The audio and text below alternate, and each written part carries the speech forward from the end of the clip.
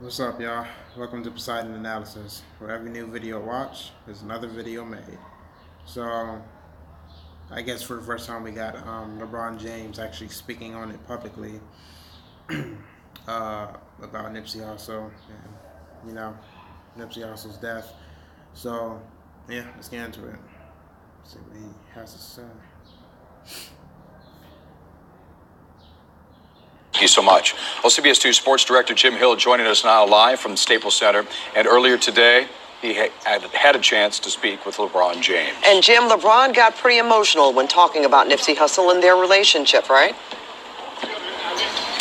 Pat and Jeff, you're absolutely correct. We all know how socially conscious LeBron James is, and we all know that because of what we're talking about, the loss of Nipsey Hussle has really affected people not only here in his hometown of Los Angeles, but all over the world because he was so talented and so giving. And one of those that he had a real distinct impression upon, the Lakers' LeBron James. First of all, my condolences and my respect to Nipsey and his family. It's another tragedy in the inner city and the urban community, and it's just unfortunate. It's so unfortunate when you look at a guy who believed in what he believed in, talked about how he wanted to give back to his own community, actually gave back to his community, and actually stayed in his community. There's not many who've done that, and. I'm straight. Not many have done that, dude. Most people, majority of people, like if they were raised in the hood and stuff like that, and they became rich and stuff like that through hard work and all that. They ain't trying to be in the hood for any longer. I mean, bro, that doesn't happen. Like people don't do that. People don't do that. They get straight out of there. Or if they don't get straight out of there, they definitely don't associate themselves with the hood and, hood ways anymore. It just doesn't happen. It doesn't happen anymore. There's literally only a small percentage of cases where that's the truth, where it does happen.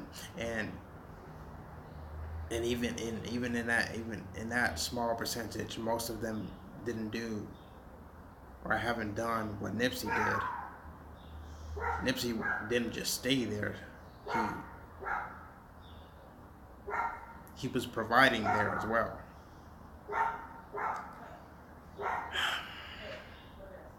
Crazy.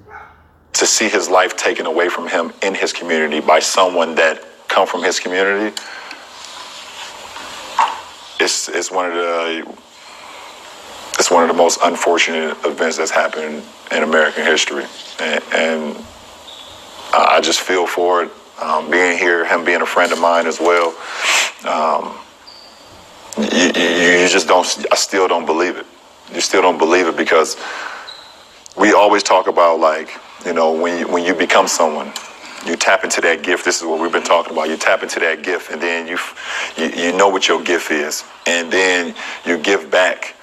And you continue to give back, and you continue to give back, and you continue to put on for where you come from, and to see it taken away by someone that didn't have the same drive, that didn't have the same ambition, that didn't have the same motivation, but come from the same place you come from, is what we have to deal with in our own inner cities.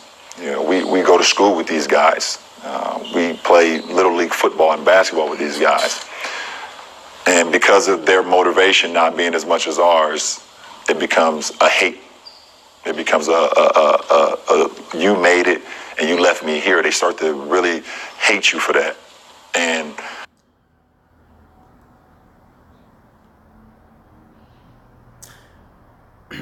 I'm not sure if I necessarily believe, what LeBron is saying, that's definitely the truth. I'm just not sure if I necessarily believe that was this guy's train of thought, the person who killed Nipsey. I'm not sure if that was necessarily his train of thought. I mean, a lot of people definitely. A lot of people think that Nipsey's death was way bigger than this.